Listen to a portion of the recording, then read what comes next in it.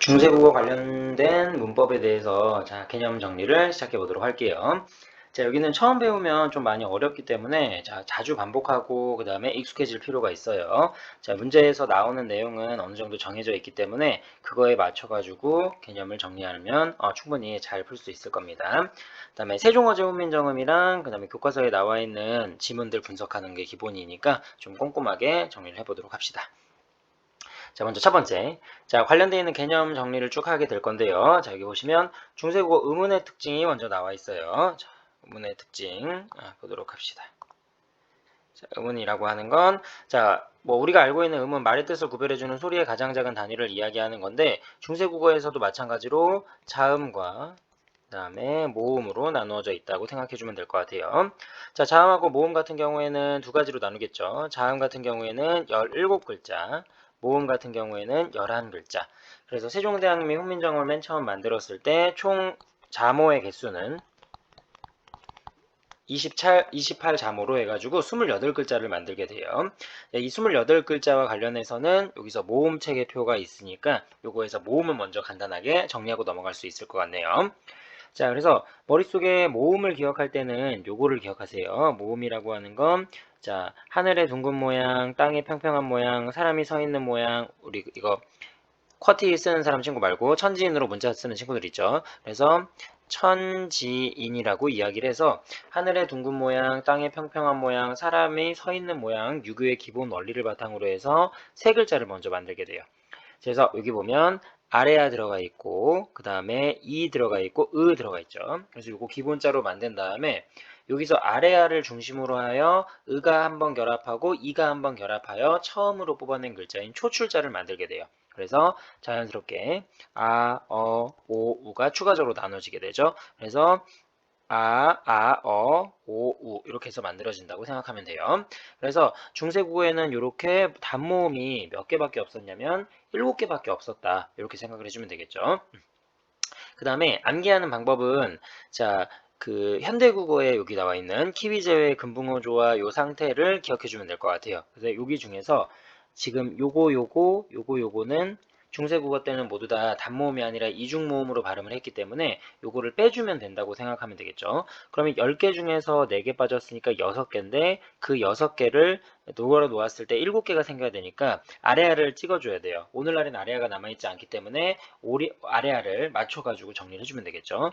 그래서 아래아를 맞춰가지고 정리를 해보게 되면 이건 자연스럽게 아래아를 찍을 위치만 확인해주면 되는데 아래아의 발음은 아와 오의 중간 발음이에요. 그럼 여기다가 찍는 게 맞겠죠? 그리고 여기 있는 부분 필요 없으니까 여백을 좁혀주게 되면 이런 형태로 중세국어가 만들어진다. 이렇게 생각을 해주면 되겠네요. 그래서 모음 같은 경우에는 요걸 기억하세요. 아래아, 이를 가지고 기본자를 만들고 아, 오, 우 해서 처음으로 뽑아낸 글자 초출자를 만든 상태가 단모음 7개가 되는 겁니다. 이렇게 생각을 해주면 되겠고요. 이 7개 중에서 추가적으로 4개가 이제 추가가 돼서 현대국어의 단모음 체계표를 만들게 되는데 이 4개라는 게 왜, 위, 에 이렇게 해서 4개가 만들어지는 거예요. 그러면 7개에서 4개가 합해지면 11개인데 이 11개 중에서 오늘날 사용하지 않는 글자 아래아가 빠지기 때문에 오늘날에는 10개가 만들어진다. 이렇게 생각하면 암기하기가 좀 쉬울 겁니다. 그럼 선생님, 전에 있었던 요거는 뭐 없어졌으니까 마이너스 1 되는 거 이해되는데 요 4개는 그러면 전에 없었나요? 요 4개는 전에 있긴 했지만 이 당시에는 중세국어 시기에는 요게 이중모음이 되어 있는 형태였어요. 단모음이 아니라 이중모음이기 때문에 요 체계 안에서는 빼버리는 거라고 생각해 주면 될 것 같아요. 그래서 모음은 외우는 게 굉장히 단순한 구조라고 생각하면 돼요.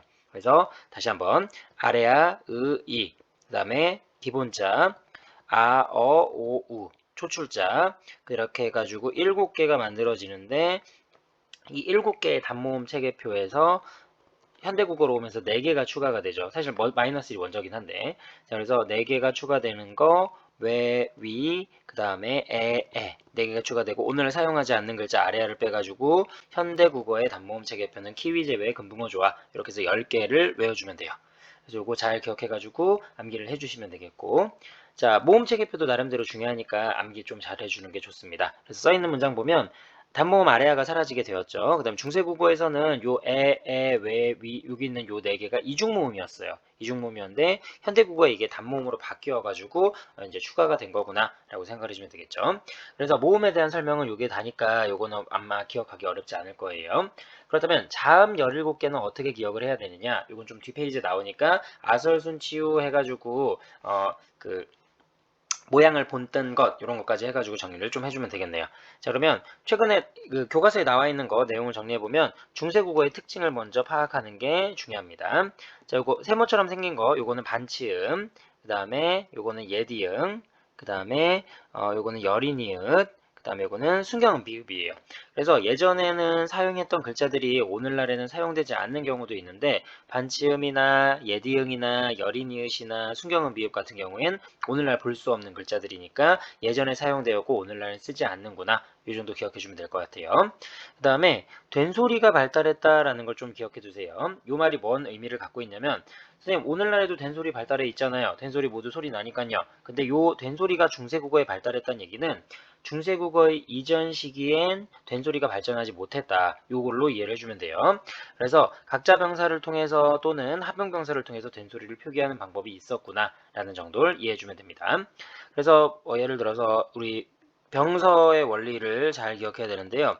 병서의 종류는 두 가지가 있죠. 두 개를 나란히 이렇게 쓰는 건 각자 병서예요. 자, 두 개를 똑같은 글자를 쓰는 거.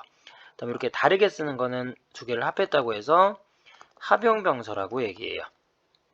근데 이렇게 다르게 쓰는 유형이 다시 몇 가지로 쪼개지게 되냐면 세 가지로 쪼개지게 되는데 시옷으로 시작하는 애들, 비읍으로 시작하는 애들, 그 다음에 비읍 시옷으로 시작하는 애들 이렇게 세 가지 유형이 있다고 생각하면 되는데 시옷으로 시작하는 애들은 요 시옷이 된 시옷이기 때문에 요거는 된 소리를 표기하는 방법으로 그 다음에 비읍계, 비읍 시옷계는 모두 다 어두자음군을 표현하기 위한 방법으로 이렇게 이해를 하면 되겠죠.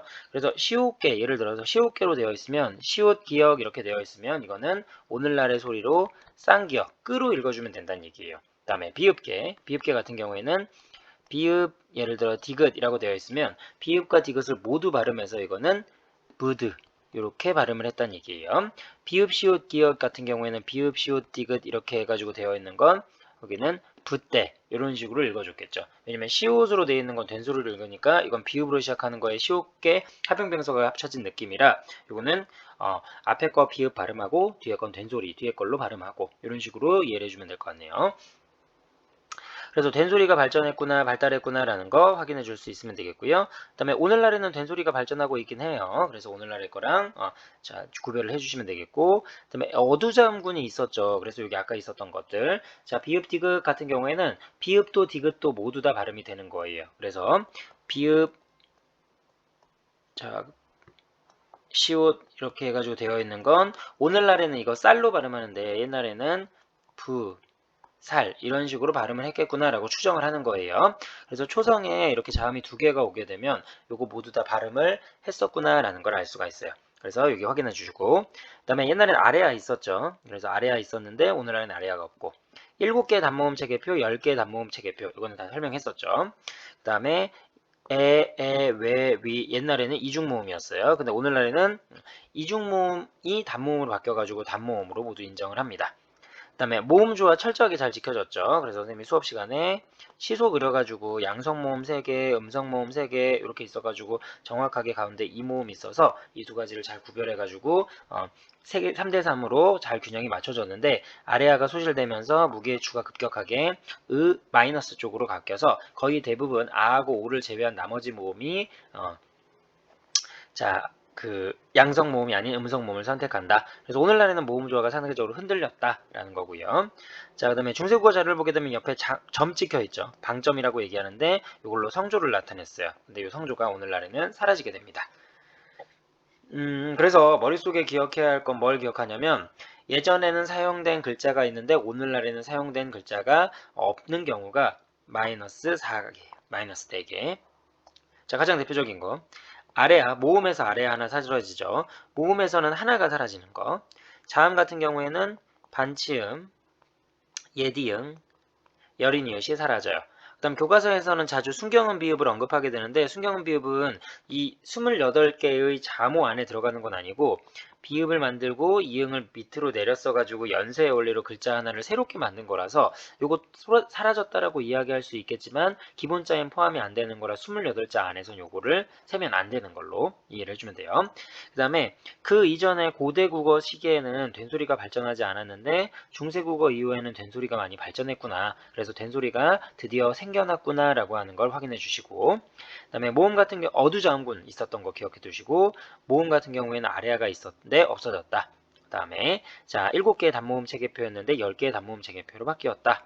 그다음에 예전에는 이런 애들이 모두 다 이중모음이었는데 지금은 모두 다 단모음이 되어서 여기 4개가 플러스 되었고 아래아가 없어졌다. 방점도 잘 기억해 줘야겠죠. 방점. 소리의 높낮이를 나타내는 거였는데 방점도 나타나는 부분이 있습니다. 자, 그 다음 중세국어와 관련되어 있는 내용이에요. 자, 중세국어 보시면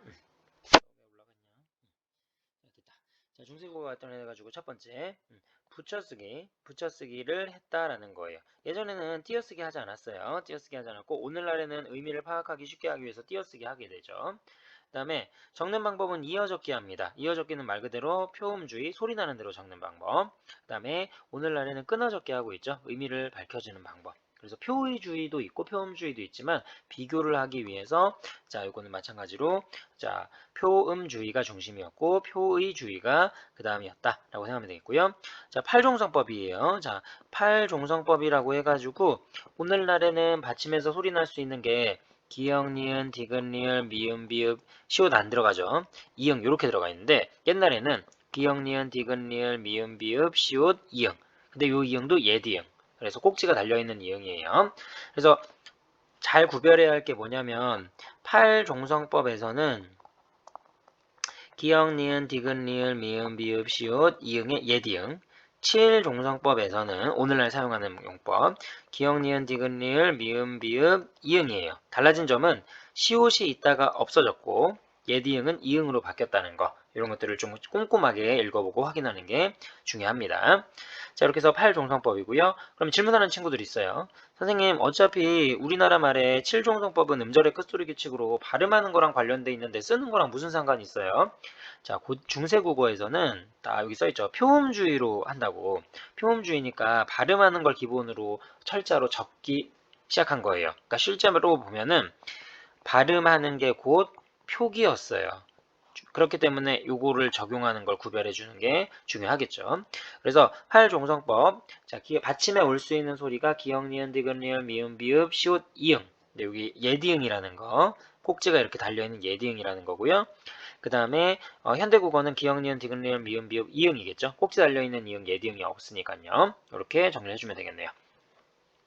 그 다음에 중세국어는요 어휘 특징이 있습니다. 고유어가 상대적으로 많죠. 당연히 한자가 삼국시대 때 들어오기 때문에 중세국어 때는 한자가 그렇게 많이 발전하지 않았던 상태였어요. 근데 현대국어에서는 고유어가 더 많아집니다. 심지어는 고유어와 한자어가 싸우다가 한자어에 밀려가지고 고유어가 소실되는 경우, 사라지는 경우도 많아요. 의미 변화되는 단어들도 많고요. 의미의 변화라고 하는 건 이동, 축소, 확대를 얘기하는 거예요. 그 다음에 히읗 총성 체언이라고 해서 단어 체언 중에서 뒤에 히읗을 숨기는 애들이 있어요. 자, 살 같은 경우에도 히읗을 숨기고 있어서 살고기라고 해야 되는데 이거 합성되는 과정에서 살코기라고 우리 적게 되는 게 이런 것들이 이제 흔적으로 남아있기 때문이다 라고 생각을 해주면 되겠죠. 암것인데 암컷이라고 발음하는 거 머리도 히읗이 뒤에 숨어 있어서 머리카락이 되는 거 이런 걸로 구별해주면 돼요. 근데 오늘날에는 엄밀히 말하면 히읗 총선은 체어는 사라져 버렸고 특별한 이런 단어들의 몇몇 단어들에 국한돼서 나타나기도 한다. 이렇게 구별을 해주면 되겠네요. 자, 그다음에 중세국어의 특징, 문법적인 특징은 주격조사가 좀 시험 문제 많이 나와요. 중세국어의 특징 주격조사는 이밖에 없어요. 이 이가 세 가지 용법으로 사용된다라는 걸 기억해 두세요. 짝대기 이, 짝대기 그 다음에 아무것도 없을 때. 좀 이따가 나오니까 그때 다시 한번 확인해 주면 되겠죠. 그래서 머릿속에 지금은 기억해야 할 게 뭐가 있냐면 주격조사 같은 경우에는 주격조사는 이 하나밖에 없다. 근데 이 하나가 2로 실현될 때가 있고 짝대기로 실현될 때 있고 아무것도 없이 실현될 때가 있다. 자, 수업 시간에 언급은 다 했죠. 이 같은 경우에는 앞에 체언이 받침으로 끝날 때, 그다음 짝대기 같은 경우에는 앞에 체언이 이 모음이 아닌 체언이 왔을 때, 마지막이, 그 다음에 아무것도 붙이지 않는 공집합 표시는 이 모음으로 끝날 때, 요거를 좀 잘 구별해가지고 적용하는 연습이 시험 문제 많이 나왔기 때문에 잘 풀어볼 수 있도록 하고요. 자, 오늘날에는 주격조사 이 말고도 가도 있죠. 그 다음에 에서 단체를 나타내는 말에서 에서 붙이는 경우도 있고요. 수사 뒤에서는 서를 붙이는 경우도 있어요. 그 다음에 오늘날의 관형격 조사는 의밖에 없어요. 자, 여기 써있죠. 오늘날의 관형격 조사는 의밖에 없는데, 자, 근데 옛날에는 뭐뭐뭐 있었냐? 의도 있었고요. 아래아 붙은 거 있었고, 시옷도 있었어요.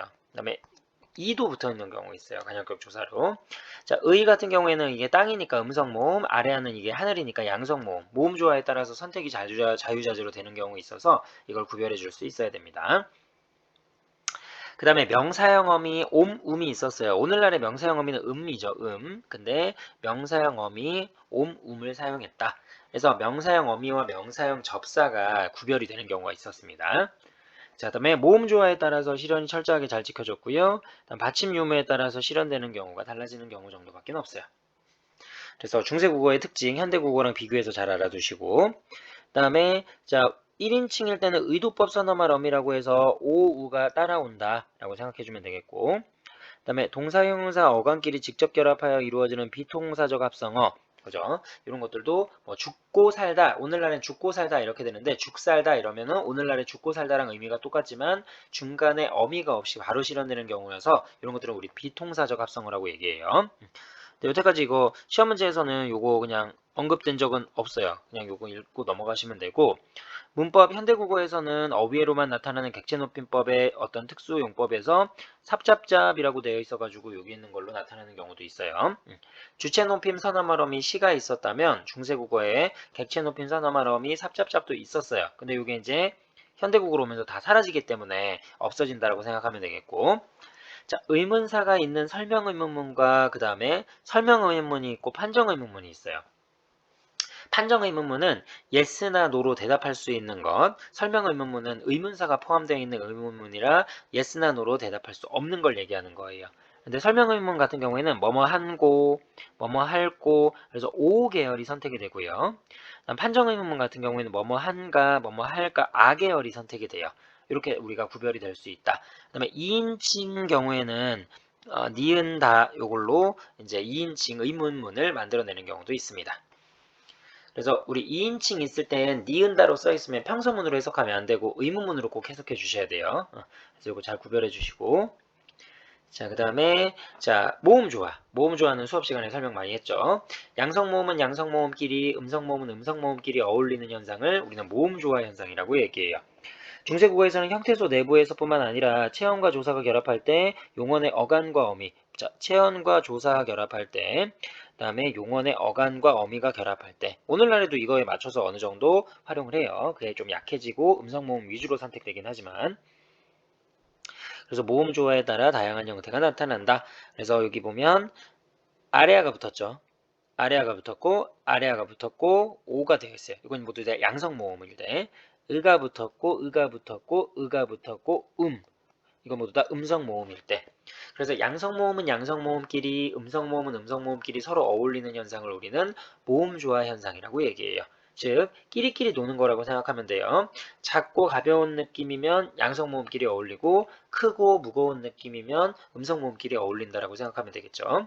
그 다음에 중세국어의 특징. 자, 순경음 비읍이 옛날에 쓰였다라는 건 소실된 문자로 일반화해서 기억하면 되겠죠. 어두자음군이 옛날엔 올 수 있었어요. 초성에 자음이 두 개 붙어 있으면 두 개 다 발음하는 걸로 보는 거예요. 초성에 두 개가 올 수 있는 경우는 세 가지 유형이 있었죠. 시옷 오는 경우 시옷계 합형명서, 비읍계 합형명서, 비읍시옷계 합형명서.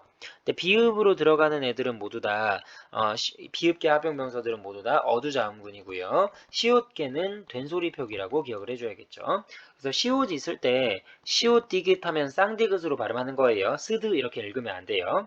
비읍 디귿 있으면 브드으로 읽어야 돼요. 뜻으로 읽어주면 안 돼요. 오늘날에는 뜻으로 모두 바뀌지만 여기 있는 것도 오늘날의 뜻이긴 하지만 중세국어 때는 각각 쌍디귿, 비읍 디귿 이렇게 발음이 된다라고 생각하면 되겠죠.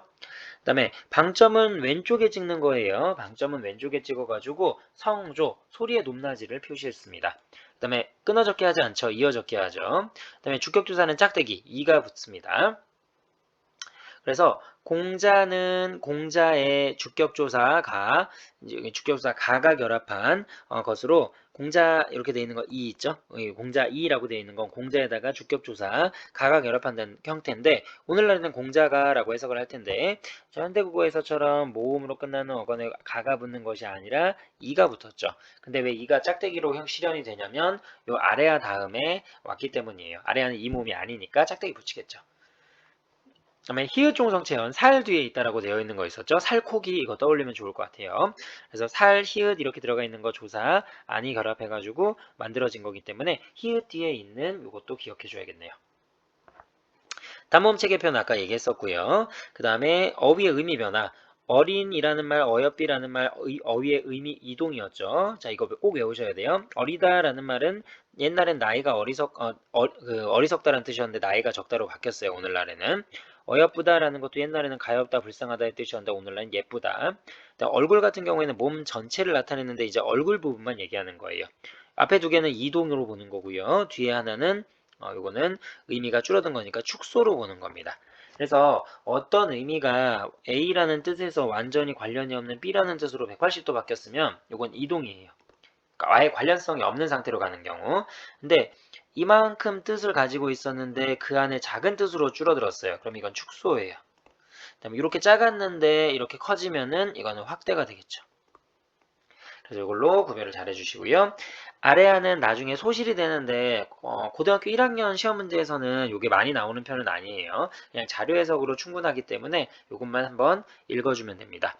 둘째 음절 이하에서 먼저 16세기에 둘째 음절 이후에 먼저 없어지게 돼요. 첫 번째 글자가 아닌 나머지 글자에서 먼저 으로 보통 많이 바뀌고요.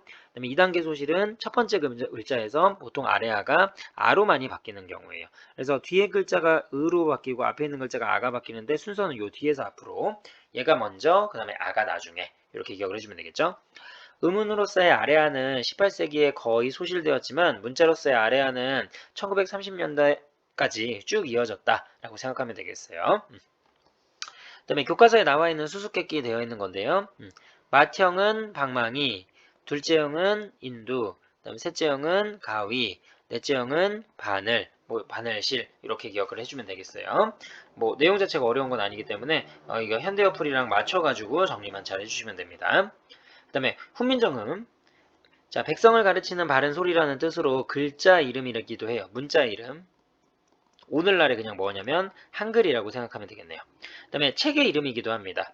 조선 세종 28년에 훈민정음 28자를 외우기 쉽죠. 세종 28년에 훈민정음 28자 반포했을 때 책 이름이기도 해요. 그 책 안을 보시면 어제서문 우리가 배우는 그 나란말싸미 둔기게다라 문자어로 서로 삼았디 아니할세 그 어제서문과 자음, 모음의 음가 및 관련되어 있는 걸 설명해준 예의 부분 그 다음에 훈민정음 해설한 해례 부분 그 다음에 정인지가 마지막에 이제 평가하거나 이렇게 한 부분의 정인지서 이렇게 해서 4개 구분으로 이루어진 거라고 생각하면 돼요.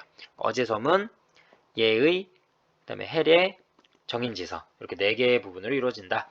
그 중에 해례보는 세종이 훈민정음 창제의 취지를 밝힌 서문인 어제서문, 자음과 모음의 음가 운용 방법에 대해 풀이한 예의 부분, 정인지서 이렇게 해설한 해례랑 정인지 서문으로 이루어진 해례본은 한문본이에요. 한문본. 그다음에 언해본은 이 해례본의 특정 부분, 어제 서문이랑 예의 부분 있죠. 요것만 국문으로 풀어 적은 거라고 생각하면 돼요. 그래서 해례본은 책의 원문이라고 생각하면 되니까 4개의 구성 요소로 되어 있는 걸 다 한자로 적은 거예요. 어제 서문 있죠? 예의 부분 있죠? 해례 부분 있죠?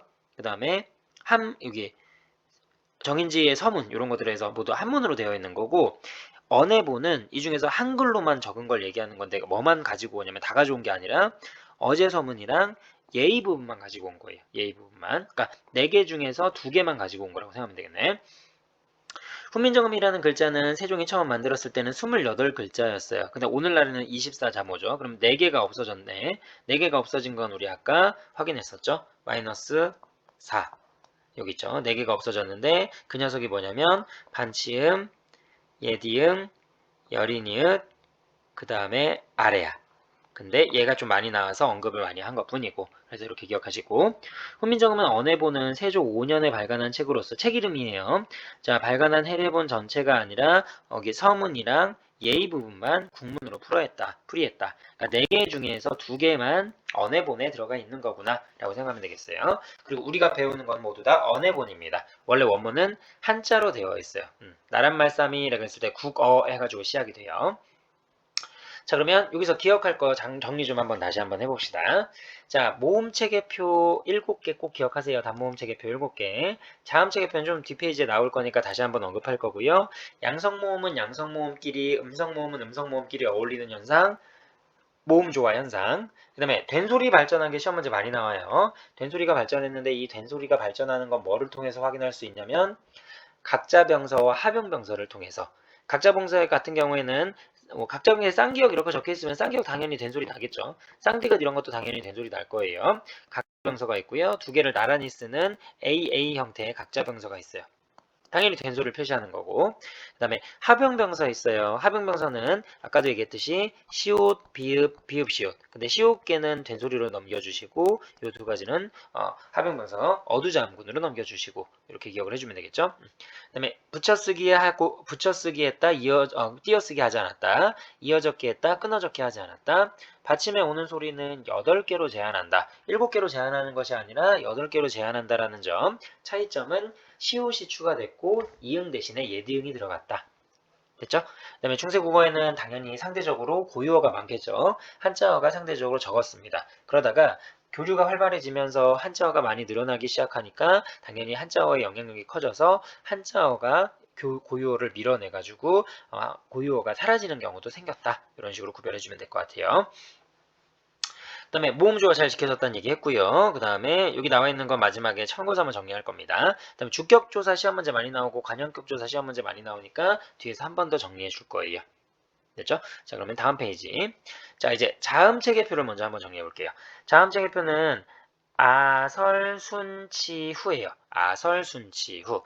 아자는 어금니 아자예요. 코끼리의 상아를 머릿속에 좀 떠올리면은 연상되는 단어로 기억하기 쉬울 겁니다.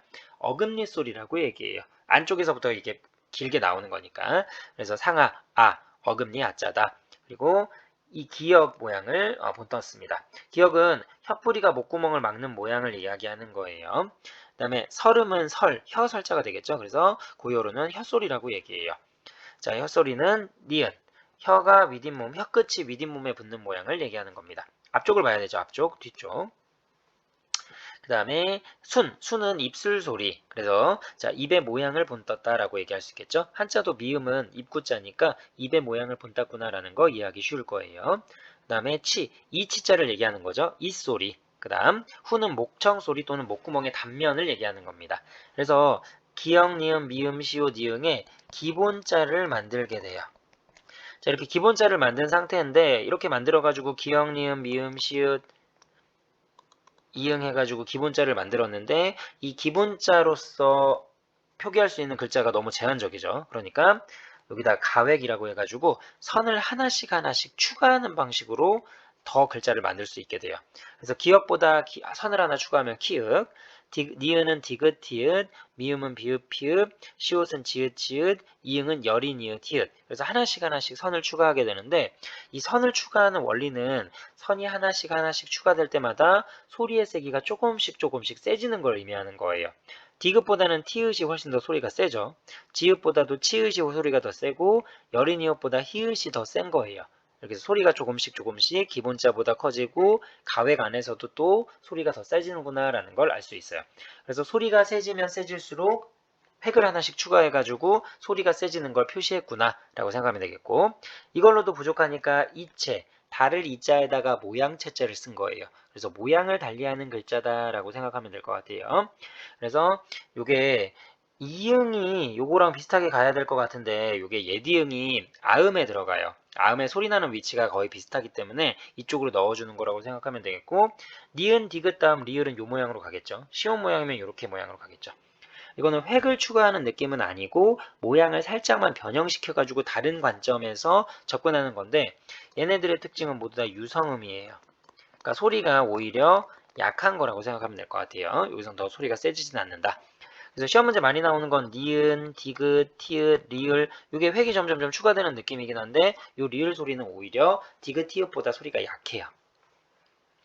그래서 이렇게 기억을 해주시면 되겠죠. 그래서 자음은 기본적인 글자 기역, 니은, 미음, 시옷, 이응을 먼저 만든 상태에서 여기다가 획을 추가해가지고 이런 식으로 하나씩 추가해가지고 글자들을 더 만드는 거예요. 그래서 추가적으로 만든 다음에 모양을 달리하는 글자 이걸로 맞춰주는 겁니다. 자, 여기 세모로 되어 있는 요거는 반치음이라고 해서 Z 발음에 가깝게 발음이 나는 걸 이야기하는 거예요. 그래서 반치음 확인해 주시고 여리니읒은 추정해 보면 이응보다는 소리가 세고 히읗보다는 소리가 약한 소리 이렇게 구별을 해주면 되겠죠. 그 다음에 예디응은 오늘날의 받침에 오는 이응, 응발음이랑 똑같아요. 그래서 이렇게 구별을 잘 해가지고 자음과 관련되어 있는 기본 원리 머릿속에 정리해 주시면 됩니다. 그 다음에 모음이에요. 모음은 아까 많이 했었죠. 기본자 아래아 이 만듭니다. 하늘의 둥근 모양, 땅의 평평한 모양, 사람이 서 있는 모양을 만들어주면 돼요. 그 다음에 초출자, 제출자가 있습니다. 초출자는 처음으로 뽑아낸 글자를 얘기하는 건데 아래아를 중심으로 이가 결합하는 순서 바꿔서 이렇게 만들어주면 될 것 같아요. 아, 오, 우 순서대로 해가지고 아, 오, 우 해가지고 이거 기본자에서 만들어진 초출자고요. 여기다 아래를 한 번 더 결합하게 되면 야, 여, 요, 유 이렇게 되겠죠. 그래서 제출자입니다. 그래서 모음은 11글자가 만들어주는 거예요. 그래서 그 한글 맞춤법에서 24자모라고 얘기했을 때 자음은 14개, 모음은 10개예요. 14개로 들어가는 건 기역, 니은, 디귿, 리을, 미음, 비읍, 시옷, 이응, 지읒, 치읓, 키읔, 티읕, 피읕, 히읗 이렇게 14개고 모음은 단모음 10개가 아니라 아야, 어여, 우요, 우유, 의예요. 왜 그렇게 되냐면 여기 나와 있는 11개 중에서 세종대왕이 만든 이 11개 글자 중에서 아래아가 빠지고 나머지를 세주는 거라서 10개 이렇게 들어간다고 생각하면 될 것 같아요. 자, 그래서 모음 기본적인 것, 자음 기본적인 거 잘 외워주시고 그 다음에 방점이에요. 성조, 소리의 높낮이를 나타내기 위해서 방점을 찍었다. 이렇게 기억을 해주면 되겠네요. 자, 먼저 평성입니다. 낮은 소리로 방점이 없어요. 평성은 점을 찍지 않습니다. 거성은 높은 소리로 점을 하나 찍어요. 상성은 낮았다가 높아지는 소리로 점을 2개 찍습니다. 입성은 이 점의 개수와 상관없이 받침에 있는 소리가 기역, 디귿, 비읍, 시옷 이런 애들의 안울림 소리로 끝나면 돼요. 안울림 소리로 끝나면 입성입니다. 입성은 빨리 닿는 소리라고 생각하면 될 것 같아요. 그래서 우리가 각이라고 발음하는 거랑 갈이라고 발음하는 거의 가장 큰 차이점은 뭐냐면 각이라고 하면 소리가 이렇게 끊어져요. 그래서 폐쇄음이라고 얘기하고 갈 같은 경우에 소리가 계속 이어지죠.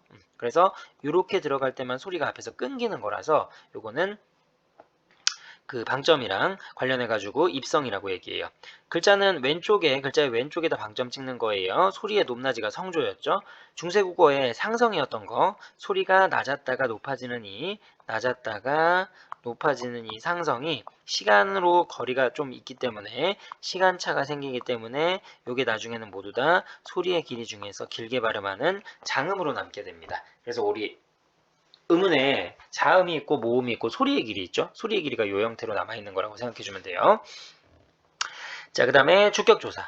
주격조사는 당시 문법에서는 주격조사 가가 없었어요. 이만 있었습니다. 그러니까 오히려 중세국어는 주격조사가 이 하나밖에 없으니까 편하죠. 근데 이 이가 이로 실현될 때가 있고 짝대기로 실현될 때가 있고 아무것도 안 붙여질 때가 있어요. 이로 실현될 때는 자음으로 끝나는 경우, 짝대기로 실현되는 경우에는 이모음 이외의 모음, 그 다음에 그냥 아무것도 안 붙이는 경우에는 이모음이 붙는 경우 이렇게 생각을 해주면 되겠네요. 자, 그 다음에 자 이걸로 잘 구별해 주면 되겠죠. 그래서 이것만 잘 외우고 다른 어떤 단어가 나왔을 때 이것만 잘 적용해 줄 수 있으면 됩니다. 그 다음에 관형격 조사도 시험 문제 모의고사에선 좀 많이 나왔어요. 현대국어의 관형격 조사는 의만 있지만 오늘날은 이거 하나밖에 없죠. 근데 중세국어는 의만 있는 게 아니라 요게 땅이니까 아래와 붙은 애도 있고요. 그 다음에 시옷도 있고요. 그 다음에 드물긴 하지만 이도 있습니다. 요게 주격조사가 아니라는 사실을 좀 잘 기억해 줘야 돼요. 자, 사람이나 동물인 대상에다가는 이렇게 붙이면 되겠죠. 오늘날에도 사람의, 그 다음에 거북이의 이런 식으로 의는 붙이니까요. 근데 사람도 동물도 아니면 그냥 시옷을 붙여요. 사물이라든지 이런 거는 시옷 붙이면 되고, 사람이면서 높임의 대상이 된다면 이거 붙이지 말고 시옷을 붙이세요. 그 다음에 관형격 조사로서 짝대기 붙은 애들은 있는데 이거는 뭐 제부드들이라고 하는 예문에서만 특이하게 나오니까 그때 한번 적용해 줄 수 있으면 됩니다. 그러면 의와 아래아가 붙은 요건 어떻게 구별하느냐? 이건 모음조화에 의해서 결정이 나는 거니까 양성 모음이면 아래아, 음성 모음이면 의를 붙인다고 생각해 주면 될 것 같아요. 그래서 이걸로 구별을 좀 철저하게 해주시면 되겠네요. 자, 그리고 의미의 변화. 의미의 변화는 확대, 축소, 이동이 있습니다. 이렇게 좀 정리를 해야겠네요. 언어라고 하는 건 시간의 변함에 따라 다양하게 변해요. 이걸 우리는 언어의 역사성이라고 얘기해요. 언어의 역사성에는 세 가지 종류가 있습니다. 첫 번째, 없어져요. 소멸이라고 얘기해요. 새롭게 생겨요. 생성이라고 얘기하고요. 바뀌면 변화라고 얘기해요. 변화의 양상에는 두 가지가 있는데 의미가 변하는 경우가 있고 형태가 변하는 경우가 있어요. 형태가 변하는 경우는 그냥 나 뭐였는데 오늘날에는 나무예요. 그러면 나머지 뜻은 전혀 바뀌지 않았는데 오 모음이 우 모음으로 바뀌었구나 라는 정도의 차이만 있죠. 이런 것들이 이제 형태가 바뀌었다라고 얘기하는 거예요. 의미가 바뀌는 거는 세 가지로 나눠요. 의미가 축소되는 경우 있고 확대되는 경우 있고 전혀 다른 뜻으로 바뀌는 경우 이동이라고 얘기합니다. 확대, 축소는 포함 관계를 이야기하는 거니까 이 관계를 잘 신경 써주시고 이건 전혀 생뚱맞은 뜻으로 바뀌게 되면 요거는 이동이에요. 이동은 어여쁘다, 어여쁘다, 어여삐, 그 다음에 어리석다 이 두 가지만 좀 신경 써서 보시면 아마 정리하기 좀 쉬울 거예요. 첫 번째 확대는 본래 의미보다 넓어지는 경우예요. 다리를 예로 들어 봅시다. 옛날에는 사람이나 짐승의 다리만 의미했는데 요즘에는 브릿지, 무생물에까지 확대하죠. 그럼 의미가 넓어진 거고 먹다라는 단어도 또 구체적인 사물을 목적으로 해가지고 음식물을 섭취하다라는 뜻이었는데 마음 먹다 해가지고 추상적인 의미까지도 이제 확대가 된 거예요. 그다음에 영감은 벼슬을 지낸 사람인데 일반적으로 그냥 남자 나이 든 사람 다 높이는 걸로 쓰는 거니까 확대. 지갑은 원래 종이로 된 것만 이야기했는데 뭐 가죽으로 되건 뭐 다양한 소재로 한 것도 모두 다 지갑이라고 이제 이야기를 하죠. 이런 것들이 모두 다 의미가 넓어진 개념, 확대라고 얘기해요. 그럼 축소는 무엇이냐? 의미가 좁아진 걸 얘기합니다. 짐생이라는 말은 이게 원래는 중생이라는 뜻이었어요. 그래서 사람 전체, 그래서 그 전체적인 걸 이야기했는데 근데 이제는 사람을 제외한 동물만 의미가로 줄어들었다. 그다음에 계집이라는 말도 마찬가지로 여자 전체를 의미하는 거였는데 지금은 약간 여자를 얕잡아서 부르는 말. 여위다라는 말도 마르다와 수척하다라는 뜻이 있었는데 지금은 마르다라는 뜻. 사랑하다라는 말도 사랑하다, 러브 뜻과 생각하다 뜻이었는데 지금은 사랑하다만 남아있죠. 말씀은 말이라는 뜻에서 말씀으로 제한된 용법으로 쓰게 되고요. 놈도 사람이라는 일반적인 의미였는데 남자를 얕잡아서 쓸 때만. 얼굴도 형체라는 전체 의미였는데 앞면이라는 부분적인 얼굴 부분만 해석을 하는 거라서 이런 것들이 의미가 모두 다 줄어들었구나라고 생각해 주면 돼요. 자, 그 다음 의미가 이동합니다. 이동 완전히 달라지는 거 어리다, 어여쁘다 두 가지 정도만 기억해 두세요. 다른 학교 교과서는 씩씩하다도 나와 있어가지고 넣어놨는데 요것들은 이제 자료 해석으로 문제를 거의 푸는 게 많기 때문에 안 배운 거는 사실은 시험 문제 낼 수가 없어요. 이런 것들은 자료를 해석해가지고 맞추는 문제니까 요거 잘 신경 써서 보시면 됩니다. 그래서 결론은 요걸 잘 기억해야겠죠. 이 체계를 잘 이해해야지 요 내용을 이해할 수 있어요. 원래 있던 단어가 사라지면 소멸이에요. 온이라든지 즈문이라든지 매라든지 가람이라든지 이런 거 오늘날 다 없어졌죠. 이런 건 어휘가 사라진 거니까 어휘의 소멸. 그다음에 새로운 단어들이 많이 생기기도 하죠. 없던 게 새롭게 생기면 생성.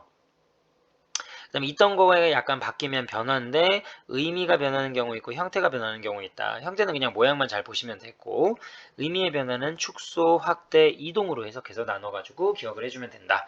축소는 원래 의미에서 줄어드는 거, 확대는 원래 의미에서 넓어지는 거, 이동은 제3의 의미로 전혀 생뚱맞은 의미로 바뀌는 거. 이렇게 잘 기억해주면 됩니다. 자음 체계표 외우시고 모음 체계표 외우는 거 잊지 마세요. 방점, 상조 찍는 건 내용은 단순하기 때문에 적용 잘 하시면 되고요. 주격조사와 관형격조사는 시험 문제 자주 출제되니까 올해도 시험 문제 꼭 나올 것 같아요. 응용하는 문제 잘 신경 써서 보시면 됩니다. 자, 그러면 이제 세종어제 훈민정음이랑 그 다음에 소학원해랑 용비어천과 관련되어 있는 이야기를 좀 할게요. 자, 이거는 정리를 좀 해놨기 때문에 그거 쭉 읽어나가면서 빠르게 확인하는 작업을 하고요. 자, 이해하는 방향으로 간다면 많이 읽어서 암기하는 게 좀 중요합니다. 자, 먼저 세종어제 훈민정음. 우리나라의 말이 중국과는 달라서 한자와는 서로 통하지 아니하기 때문에 이런 이유로 어리석은 백성이 말하고자 하는 바가 있어도 마침내 자신의 뜻을 쉽게 자유자재로 펼치지 못하는 사람이 많았습니다. 내가 이것을 가엾게 생각하여 새로 28글자를 만들었습니다. 자, 앞에 영상이랑 이어가지고 세종어제 훈민정음 보도록 하겠습니다. 자, 먼저 첫 번째 포인트. 세종어제 훈민정음에서는 동국정음식 한자음 표기가 있어요. 동국정음식 한자음 표기의 원리는 첫 번째, 원음에 가깝게 표기하기 위한 노력이 있다. 그 다음 두 번째, 형식종성이라고 해가지고 받침에 음가가 없는 이응을 붙이는 경우가 있었다. 그래서 이 두 가지를 좀 신경 써서 기억해 주면 됩니다. 자, 세종어제 훈민정음은 넓은 의미에서 자, 한자어는 모두 다 동국정음식 한자음이라고 볼 수 있는데 출제자의 의도에 따라서 원음에 가깝게 표기하는 방식 유형과 음절을 이루기 위해서 초성, 중성, 종성 모두 표기하기 위한 방식 두 가지를 나눠가지고 기억하는 게 좀 중요해요.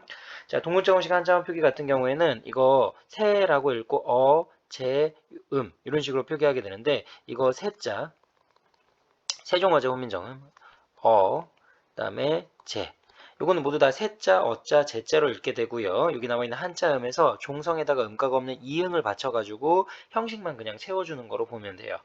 음자 같은 경우에는 최대한 원음에 가깝게 발음하기 위해서 여린 이읒을 사용하고 있다. 그래서 종성에 음가가 없는 그냥 이응을 받쳐 적는 경우는 세, 제. 그래서 세자, 어자, 제자는 모두 다 형식 종성으로 이응에 음가가 없는 걸 그냥 넣기만 했다. 그다음에 중국의 원음에 가깝게 최대한 발음해서 표기하는 방법에는 음자, 그다음에 정도 마찬가지죠. 이거 정자에 이응이 예디응을 썼기 때문에 음가가 있는 걸로 보는 거예요.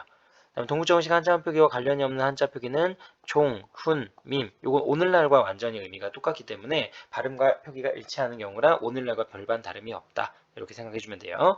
자, 세종어제 훈민정음이라고 하면 세종대왕님이 몸소 지은 백성을 가르치는 바른 소리. 그래서 훈민정음이 백성을 가르치는 바른 소리고요. 세종은 세종대왕님, 임금님 얘기하는 거고 어제의 어자가 임금님, 제자는 직접 만들다, 만들 제자니까 지을 제자니까 세종대왕 임금님이 몸소 지은 이라는 뜻으로 해석을 해주면 됩니다. 자, 다음 한자를 적고 한글을 적고 한자를 적고 한글을 적는 순이에요. 그래서 한자와 한자음, 즉 한자, 한글 이 순서대로 되어 있구나 라고 생각을 해주면 되겠네요. 그래서 첫 번째 세종어제 훈민정음에서 기억해야 할 요 지문의 가장 중요한 핵심은 뭐냐면 세종어제 훈민정음에서는 동국정음식 한자음 표기 됐죠? 동국정음식 한자음 표기 잊지 말아야 됩니다. 동국정음식 한자음 표기는 원음에 최대한 가깝게 표기하기 위한 노력, 그 다음에 받침에 의미가 없는 이응을 붙여가지고 표기하기 위한 노력 두 가지를 나눠서 기억해주면 돼요. 그 다음에 나란 말싸움에 나랏이라는 말 있죠? 나랏이라는 말은 나라라는 말인데 이 나라라는 말 뒤에는 히읗이 숨어 있다고 얘기했어요.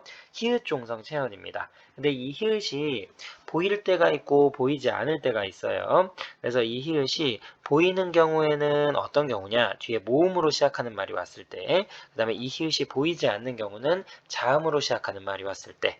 그래서 이 히읗이 일단 있다라는 걸 기억해주면 형태소는 나라 플러스 히읗에다가 시옷으로 분석을 할 수가 있어요. 이때 시옷은 앞에서 설명했듯이 관형격 조사라고 얘기했습니다. 자, 먼저 나라라는 말은 히읗 종성 체언이다 라는 거 기억해 두세요. 근데 왜 여기선 히읗이 안 보이나요? 라고 말한다면 뒤에 자음, 시옷, 관형격 조사 시옷이 결합됐기 때문에 히읗이 나타나지 않는 것 뿐이다 라고 이해해 주면 되겠죠. 그 다음에 시옷은 관형격 조사예요. 왜 관형격 조사 시옷을 적었냐면 나라라는 말은 사람도 아니고 동물도 아니기 때문에 시옷을 붙여 적는 거라고 생각하면 돼요. 그래서 형태소를 분석하게 되면 나라 히읗에다가 시옷이라는 관형격 조사가 결합한 형태다라고 생각하면 되겠고요. 해석은 나라의라는 말로 해석해주면 됩니다. 그 다음 두 번째, 말싸미라는 말은 형태소를 분석하게 되면 말쌈이라는 말의 주격조사 이가 결합한 형태예요. 여기서는 쌍시옷을 사용하고 있기 때문에 각자 병서 확인할 수 있죠, 우리. 그 다음에 아래하는 지금 첫 번째 글자가 아니라 두 번째 글자에 왔기 때문에 요거는 으로 이제 바뀐다라는 걸 알 수 있어요. 그 다음에 이어 적기 하고 있죠. 말쌈이라는 말에 주격조사 이를 붙이고 있습니다. 주격조사는 아까 세 가지가 올 수 있다고 얘기했죠. 이 짝대기 아무것도 없는 형태인데 이를 선택하게 돼요. 이유는 뭐 때문이냐면 요게 앞에 말쌈이라고 하는 마지막 받침이 미음을 갖고 있기 때문에 그렇습니다. 그래서 이렇게 기억하시고 말쌈이라는 말은 원래 옛날 말에는 말이라는 뜻이었어요. 해석은 말씀으로 하면 안 되고 말로 해야 됩니다. 그래서 이거는 의미의 축소가 되겠죠. 그래서 옛날에는 말이라는 말로 썼는데 이제는 말씀이라는 말은 내가 하는 말을 낮추거나 상대방이 하는 말을 높일 때 사용하는 용법 두 가지로만 제한되기 때문에 원래 넓은 의미에서 썼던 의미가 좁은 의미로 줄어들었다고 얘기할 수가 있어요. 그 다음에 이 이는 주격조사가 되겠죠. 앞에 자음으로 끝나는 즉 받침이 있는 말이 왔기 때문에 요 세 가지 형태에서 이 요거를 취하게 되는 거예요.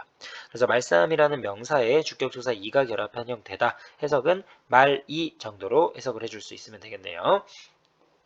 자, 다음에 둔기계라는 말이 나오는데 둔기계는 중국을 얘기하는 거예요. 애가 중요하죠. 애는 비교의 부사격 조사입니다. 자, 동국정음식 한자음 표기를 사용하고 있어요. 자, 둔기기라는 말은 최대한 원음에 가깝게 발음하기 위해서 둔기기입니다. 옛날에 한국 사람들 모두 다 중국이라고 발음을 했을 거예요. 그런데 또는 둥국이라고 발음을 했을 텐데 최대한 한자음의 발음을 가깝게 하기 위해서 이렇게 적었구나 라는 걸 알 수 있죠. 그래서 중국의 원음에 최대한 가깝게 발음하기 위한 노력. 그다음에 국외음화는 표기에 반영되지 않았죠. 그래서 국외음화가 만약에 일어나가지고 중국이라고 썼으면 되는데 디귿을 엄연히 쓰고 있기 때문에 아직 국외음화는 표기에 반영되지 않았구나 이렇게 구별을 해주시면 돼요. 그래서 형태소를 분석하게 되면 둔기계다라는 명사에다가 애라는 조사가 붙었는데 이때에는 비교의 부사격 조사로 오늘날 우리는 비교를 할 때 애를 사용하는 것보다는 뭐뭐와 다르다 해서 와 또는 과를 사용하는 경우가 많아서 여기서는 와 과로 해석하는 게 자연스러울 것 같아요. 그 다음에 끊어적기를 어쩔 수 없이 하는 경우가 생겨버렸는데 이거는 한자어이기 때문에 끊어적기 할 수밖에 없었다라고 생각하면 되겠죠. 그래서 이거는 해석을 중국과라는 말로 기억해주면 돼요. 여기서 기억해야 할 건 요거 기억하고 갑시다. 중기기니까 국외어만 일어나지 않았다. 동국정식 한자음 표기를 사용했다. 그 다음에 에라는 말은 비교의 부사격 조사다. 이렇게 기억해주면 돼요. 그 다음에 달아라는 말에서는 기억해야 할 게 끊어적기를 하고 있는데 이건 끊어적기를 할 수밖에 없는 이유가 뭐 때문이냐면 이때 이응은 음가가 없는 것이 아니라 음가가 있는 경우예요. 그러면 자음으로서 인정을 받는 경우이기 때문에 이어적기를 할 수가 없는 처지에 있다라고 생각하면 되겠죠. 자, 끊어적기를 할 수 있는 건 초성의 이응이 음가가 있는 자음으로 인식을 했기 때문에 이어적기를 할 수가 없는 거예요. 근데 여기 나와 있는 이 이응의 음가가 어떤 것인지에 대한 추정은 정확히는 알기가 어렵습니다. 그다음 두 번째 기억할 건 오늘날에는 다르다라는 말을 활용하게 되면 달라라는 식으로 활용해서 리을, 받침의 리을, 초성의 리을, 요 리을을 두 개 갖게 돼요. 그런데 예전에 훈민정음 창제 초창기에는 달아라는 말을 활용할 땐 리을이 아니라 리을 이응을 활용했다는 얘기예요. 여기서 자료에서 확인할 수 있듯이. 그래서 리을 활용형은 르블 규칙이 적용되는 현재와는 달리 리을 이응을 활용하게 됩니다. 오늘날과 같이 르블 규칙이 적용되는 경우에는 리을로 활용하게 되는데요. 오늘 이것은 이제 시간이 지나면서 근대 국어 넘어갈 때 바뀌게 되는 표현이다. 그래서 다르다와 같은 형태는 리을 이응에서 시간이 지나면서 리을로 활용이 되었구나라는 걸로 구별을 잘 해주면 될 것 같아요. 그 다음에 문자와로라는 말이 나오는데요. 자, 이거 짜라고 읽어줘야겠죠. 받침에 음가가 없는 이응을 그냥 적은 형식 종성의 동국정식 한자음 표기입니다. 쌍지읒이니까 각자 병서고요. 와로라는 말은 비교를 하는 말이에요. 문자와는 정도로 해석을 해주면 되겠네요. 자, 그래서 해석은 문자와로라는 말이고 이때와는 비교를 하는 내용이다. 그래서 우리 교재에 우리 시험 지문에 비교의 부사격 조사는 뭐 공동의 부사격 조사라고 얘기하기도 하는데 그냥 묶어서 비교의 부사격 조사로 나오는 출판사도 많으니까 비교의 부사격 조사는 처음에 나와 있는 둔기계와 와로라는 문자와로라는 말로 구별을 해주면 돼요. 자, 그래서 여기서 이 페이지에서 기억해야 할 내용 동국정은식 한자음 표기는 원음에 가깝게 표기하기 위한 노력에서 나타난 거다. 형식 종성에 음가가 없는 이응을 받쳐서 마저 다 채웠다 라고 생각하면 될 것 같아요. 그러니까 이 형식 종성이라는 건 우리나라 말에는 초성과 중성과 종성으로 이루어져 있는데 초성, 중성으로 이루어져 있고 종성이 비어 있는 경우 있는데 이것도 마저 채워가지고 이 모습을 좀 보여주기 위한 노력이라고 생각해주면 될 것 같아요. 단 주의할 건 한자음에서만 적용되는 거예요. 한자음이 아닌 고유어에선 이런 거 사용하지 않습니다. 나랏 말싸미의 나랏은 히읗종성 체형 기억하시고요. 시옷은 관형격 조사. 말싸미는 주격 조사 기억하시고요. 그 다음에 말싸은 의미의 축소. 중기계라 같은 경우에는 비교의 부사격 조사 기억하시고요. 구개어마 아직 일어나지 않았다. 다라 같은 경우에는 리을 이응 활용 기억하시고요. 시간이 지나면서 오늘날은 리을 활용으로 이어진다. 문자와로 같은 경우에는 와로가 비교의 부사격 조사 기억하시고 동국정은식은 한자음 표기에 여기 나와 있는 것들 그 형식종성 사용했구나 라고 기억해주면 되겠네요. 그 다음에 서르는 오늘날 서로로 해석하게 되죠. 그러면 예전에는 음성모음이니까 모음조어가 잘 지켜졌어요. 근데 오늘날 서로 해가지고 음성모음, 양성모음으로 가니까 이거는 모음조어가 잘 지켜지지 않은 형태로 이해해 주시면 돼요. 음성모음과 음성모음이 조화를 이루고 있구나. 예전에는. 근데 오늘날에는 현대국어로 오면서 모음조어가 파괴되어 고정된 형태를 쓰고 있구나. 그 다음에 서로로 해석해 주시면 되고 사마띠 시험 문제 우리 많이 나와요. 사마띠라는 말은 통하다라는 뜻인데 한자에 밀려서 이 어휘가 소실된 거예요. 사라지게 됩니다. 그 다음에 사마타는 원래 받침이 치읓이에요. 근데 음절의 끝소리 규칙이 적용되는 것처럼 뒤에 자음이 왔기 때문에 이 치읓이 시옷으로 교체가 됩니다. 그래서 이거는 팔종서법이 지켜진 예이구나 라는 걸 알 수 있어요. 그리고 사마띠라는 말은 사맞지 않다 해서 뭐뭐지라고 얘기하는데 아직 구개어마가 일어나지 않아서 D로 이제 적게 됩니다. 발음도 그렇게 하고요. 그래서 팔종성법이 사용되었다. 구개어마 아직 지켜지지 않았다. 그 다음에 요 사맞다라는 말은 통하다라는 뜻인데 한자가 결합하면서 어휘가 한자어에 밀려가지고 소멸된 형태라고 생각하면 돼요. 그래서 통하다라는 말로 해석을 해주면 되겠네요. 아니라는 말은 오늘날의 아니랑 똑같고요. 할세라는 말은 하다라는 말에 리을세 붙은 거예요. 자, 리을세라는 말은 아래에 붙은 거죠. 자, 리을세는 뭐뭐 함으로라는 말로 해석해주면 된다고 얘기했어요. 하다라는 말은 자, 행동하다 이 뜻이죠. 그래서 아니함으로라는 말로 해석해주면 돼요. 그래서 우리 고전 문학에서는 고전 문학뿐만 아니라 고전 작품에서도 마찬가지인데 리을세라는 말이 많이 나올 거예요. 이건 어미 부분으로 뭐뭐함으로라는 뜻으로 기억을 해주면 되겠어요. 하다라는 말은 행동하다 이 뜻이고요. 아니는 아니 오늘날이랑 글자가 똑같아요. 아니함으로라는 말로 이해해주면 되네요. 이런이라는 말도 오늘날 글자 똑같죠? 전차로라는 말의 이 전차는 이것도 어휘가 소멸된 건데 까닭이나 이유를 의미하는 거예요. 까닭이나 이유를 나타내는 말로 이게 한자어와 경합하는 과정 또는 다른 어휘와 경합하는 과정에서 빈도수가 줄어들기 때문에 이게 이제 다 사라지게 되었다라고 이해를 해주면 되겠네요. 이런 까닭으로라고 이해를 해주면 돼요. 이런 전차로 이런 까닭으로 이렇게 이해해주면 되겠고 어린이라는 말은 이것만 외우면 되겠네요. 어휘의 이동이다. 의미의 이동이다. 그래서 어리다라는 말은 어리석다라는 뜻이었는데 이젠 어리다라는 말은 어리석다라는 뜻이 아니라 나이가 적다. 이 뜻으로 이해해주면 돼요. 백성이라는 말은 백성이 그대로 읽어주면 되겠죠. 선생님, 요거는 왜 끊어적기 하고 있나요? 이어적기 왜 안 했어요? 라고 했는데 여기 백성이라는 말은 한자어예요. 원문에 한자로 되어 있기 때문에 이어적기를 할 수가 없습니다. 그 다음에 주격조사 확인해 보시면 이가 실현됐죠. 이가 실현된 이유는 앞에가 이렇게 자음으로 끝났기 때문에 이가 실현되는 거예요. 백성은 동국정식 한자음 표기라고 할 수도 있고 아니라고 할 수도 있는데 요 이응 때문에 물어보는 거예요. 만약에 출제자의 의도가 이 이응을 형식종성으로 본다면 형식종성이 아닌 걸로 본다면 이건 동국정식 한자음 표기가 아니고 이 이응을 형식종성 관점에서 보게 되면 형식종성이 아니라 발음이 최대한 비슷한 게 백성이라고 했었어요. 그래서 백성이 최대한 원음에 가깝다고 판단하면 동국정식 한자음 표기라고도 할 수 있습니다. 그래서 여기 두 가지를 나눠놨죠. 동국정식 한자음 표기라면 원음에 최대한 가깝게 발음하는 걸로 설명할 수 있고요. 만약 동국정식 한자음 표기가 아니라고 본다면 종성에 음가가 있는 걸 썼기 때문에 아니다라고 얘기하는 거예요. 백성이라는 명사에 주격조사 이가 결합됐는데 아까 얘기했지만 이는 주격조사 형태가 이렇게 들어가는 건 앞에가 자음으로 끝났기 때문입니다. 그 다음 니르고저라는 말이 나와요. 니르다라는 말이에요. 니르고저는 니르다라는 말인데 우리 니르다라는 말은 이 두음 법칙이 적용되면 이르다 이렇게 바뀌겠죠. 그래서 니르다라는 말이 이르다로 바뀔 건데 아직 두음 법칙이 적용되지 않았다라는 걸 알 수가 있어요. 그래서 중세국어에서는 두음법칙이 적용되지 않았다. 그 다음에 국외음화도 아직 적용되지 않았다. 발음에 이 두 가지 기억해 주시면 됩니다.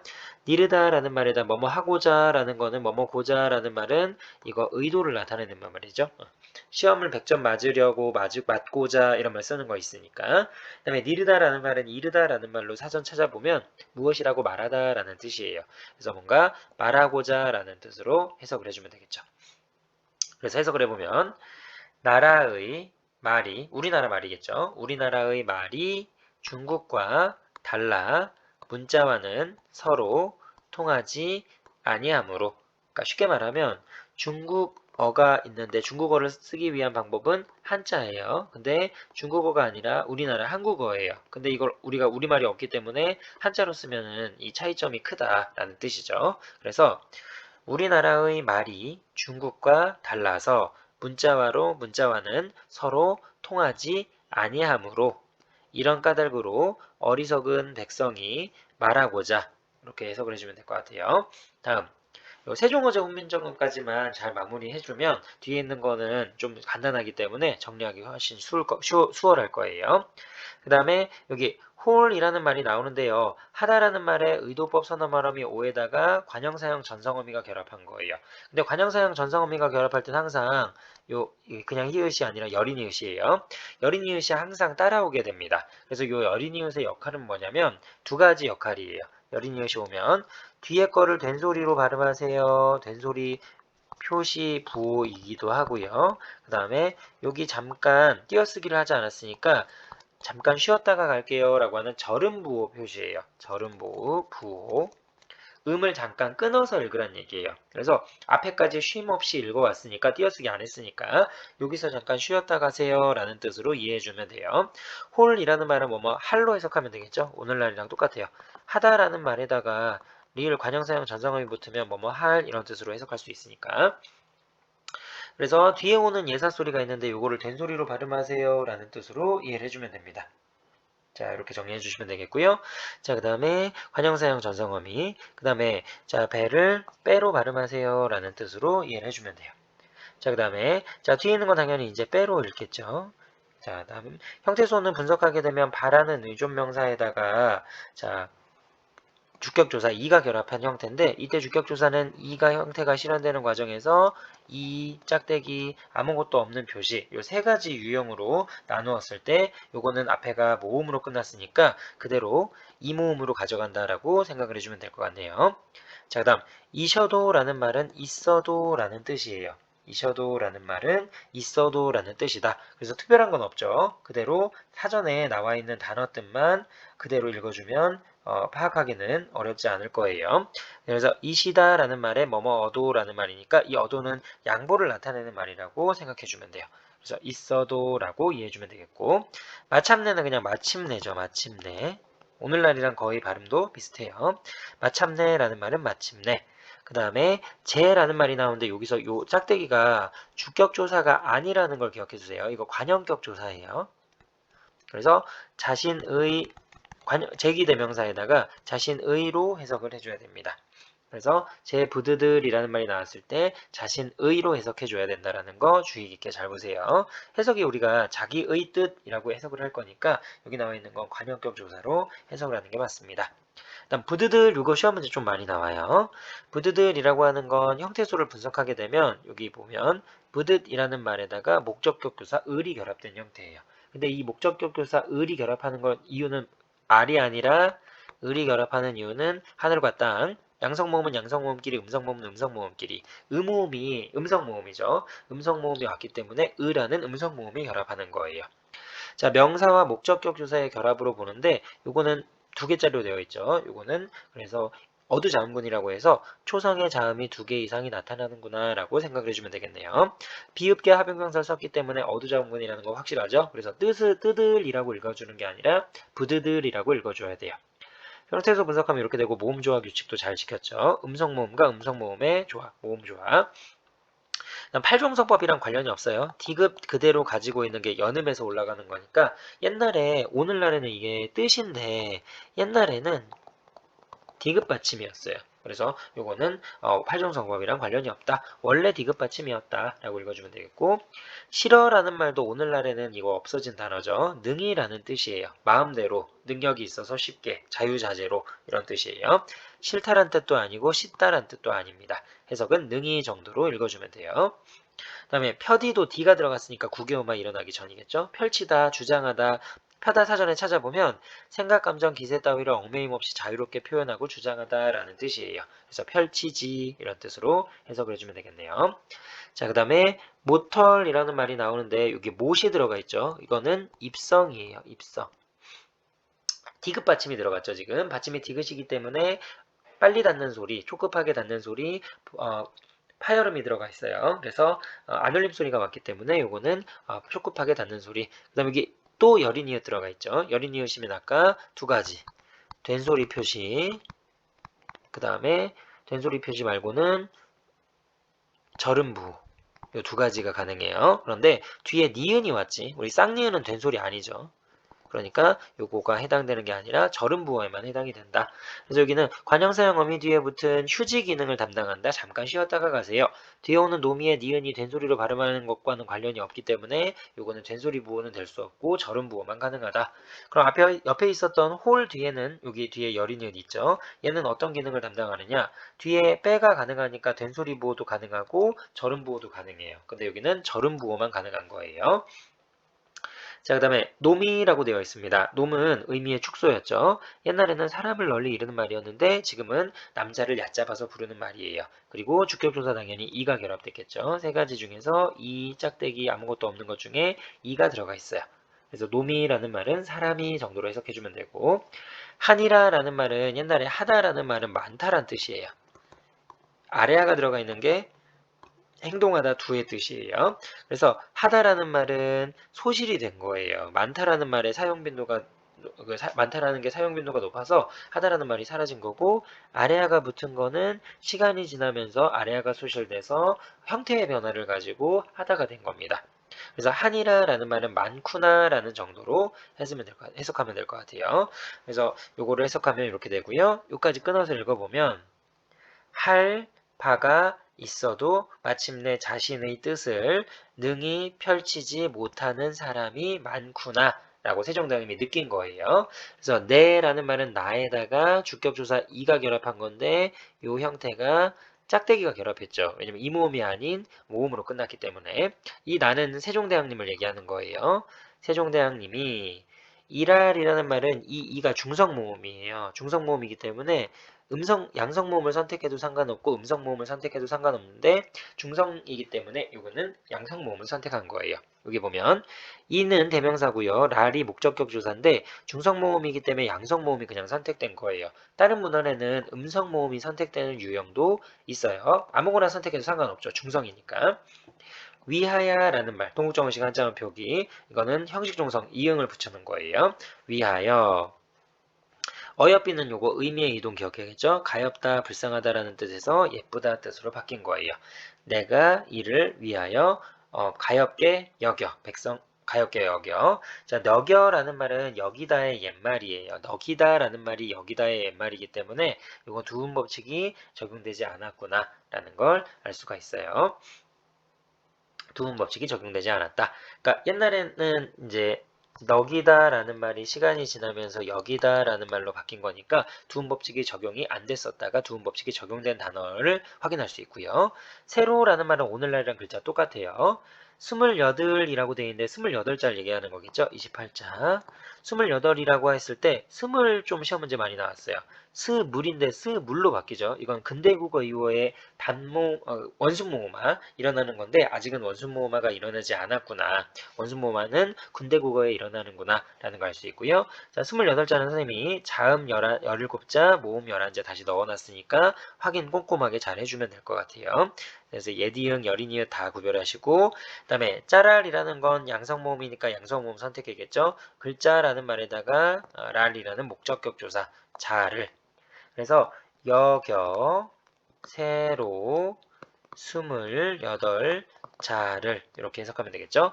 맹가논이 이거는 만들다라는 말이 맹갈다라는 말이 옛날 말로 만들다라는 말의 옛말이에요. 그 다음에 논의의 나에다가 오에다가 니가 결합한 건데 직설법 선어말어미, 의도법 선어말어미는 오늘날 없으니까 그냥 만드니 정도로 해석해주면 돼요. 여기 써놨죠. 직설법 선어말어미나 의도법 선어말어미는 현대국어에 나타나지 않기 때문에 그냥 맨 처음과 맨 끝에만 붙여서 만드니 정도로 해석하면 돼요. 만드니. 자, 사람마다 글자가 똑같죠. 사람마다 아래야만 빼주면 되니까 사람이에요. 그 다음에 헤어라는 말은 하여금으로 단어를 외우는 것도 나쁘지 않아요. 사동전미사 결합한 거고요. 그 다음에 수비라는 말은 쉽게라는 뜻이에요. 쉽게 또는 쉬.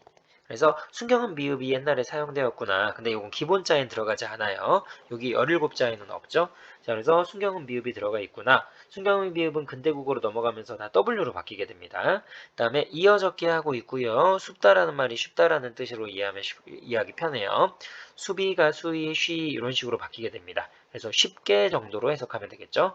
그래서 여겨 새로 28자를 만드니 사람마다 하여금 쉽게 니겨라는 말은 닉어라는 말이니까 익히다라는 뜻이에요. 닉이다라는 말은 익히다라는 뜻으로 이해해주면 돼요. 익혀 날로라는 말은 날마다 이런 뜻이겠죠. 자, 그 다음에 부수매 중요합니다. 요거 모음 조화도 잘 지켰고요. 음성 모음이니까 우 선택하고 어이 선택하고 그 다음에 자 부스멜 했을 때 부스는 이 어두자음군이기 때문에 두 개 모두 발음해야 돼요. 오늘날엔 사용하다 쓰다 이 뜻으로 해석이 되고요. 명사형음이 도 결합했습니다. 그래서 모음 조화가 잘 지켜지는구나.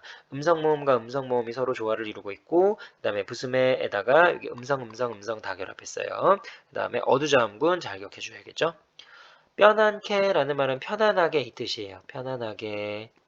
자, 히읗 종성 체언에 히읗을 초성으로 사용하는 거 있어요. 자, 여린 이웃 초성으로 사용하는 경우 편안케. 이것도 한 느낌 조금 비슷하죠. 안자인데 한의 발음에 가까우니까 히읗은 아니고 그렇다고 이응도 아닌 중간에 어설픈 여린 이웃 쓰는 게 가장 적절할 것 같아요. 동정식 한자음 표기. 최대한 원음에 가깝게. 해석은 편안하게라는 말이고요. 키 들어갔으니까 이게 편안케. 이게 조금 줄임말이다라고 생각하면 되겠죠. 하고자라는 말의 고자는 아까 의도나 목적을 나타내는 말이니까 하고자 이런 뜻이겠고 홀이라는 말이 나왔는데 여기 어린이릇이 또 있어요. 관형사형 어미 뒤에 휴지 기능을 지시하는 표지일 수도 있고 관형사형 어미 뒤에 된소리를 나타내는 표지일 수 있다라고 설명했었죠. 그럼 얘는 무엇이냐? 얘는 된소리 따라미니라라고 읽어주겠죠. 그러면 뒤에 된소리 어차피 나는데 된소리 납니다라고 표지해주는 건 말이 맞지 않아요. 그래서 이걸로 해석을 해주면 되겠죠. 시옷티귿을 발음할 때 휴지를 두고 어두자음문의 첫 번째 음운인 시옷의 발음 된소리로 해야 합니다. 라는 표시로 보는 거는 다른 교과서 출판사 설명이고 여기 시옷티귿, 그러니까 쉽게 말하면 시옷계 합용병설을 어떤 교과서는 시옷의 표기는 된소리 표기입니다 라고 보는 경우 있고 어떤 교과서는 이것도 어두자음군이에요 보는 관점이 있어요. 그러면 된소리 표기입니다 라고 하면 뒤에 오는 따람입니다 라고 했을 때 된소리는 여전히 된소리 나는데 된소리가 또 납니다 라고 말하는 게 좀 맞지 않죠. 그러니까 이거는 휴지 기능만 담당하는 거고 어두자음군이면 이걸 따라민이라 라고 읽는 게 아니라 쓰다라민이라 라고 했을 때 요 쓰를 쓰로 발음하세요 라고 읽어주는 거니까 이거는 된소리 부호도 될 수 있는 거예요. 자, 그 다음에 이거는 여러분들 교과서로 보면 따라민이라라고 읽겠죠. 그 다음에 어두자음군으로 쓰면은 이건 쓰다라민이라라고 읽을 거예요. 어쨌든 따름으로 가는 거고요. 인이라라는 말은 서술격 조사니까 맞춰주기만 해주면 됩니다. 자, 이렇게 내용을 정리해 줄 수 있으면 되겠고요. 뒤에 소학원회랑 용비어천가는 각자 좀 보는 방법으로 해서 점검을 해주면 될 것 같아요. 그래서 오늘 배운 거에서 제일 중요한 건 뭐냐면 어떤 지문이 나왔을 때, 자료가 나왔을 때 중세국어의 특징을 어떻게 정리하는지 이런 걸 좀 신경 써서 복습하는 게 제일 중요하고요. 워낙 좀 익숙하지 않고 어렵다라고 느끼는 친구들이 좀 많기 때문에 계속 꾸준히 반복하고 여기 페이지에 나와 있는 설명들 상세하게 좀 암기해가지고 정리하면 어렵지 않을 겁니다. 그러니까 학교별로 교과서가 세종어제 훈민정음 어제 서문은 다 공통으로 들어가 있어요. 그다음에 다른 출판사 같은 경우에는 뭐 조금 들어가 있는 경우가 있는데 그런 것들은 사실 주어진 것만 잘 암기하면 거기서 추론하는 건 다 어렵지 않게 맞출 수 있으니까 이걸 기본적으로 완벽하게 암기하고 그 다음에 꾸준히 개념들, 중세국어의 기본적인 특징들만 잘 연습하시면 생각보다 어려운 단어는 아니에요. 그러니까 이거 잘 신경 써가지고 공부하고 복습 철저하게 하시기 바랍니다. 자, 이렇게 정리하도록 할게요. 고생 많으셨어요.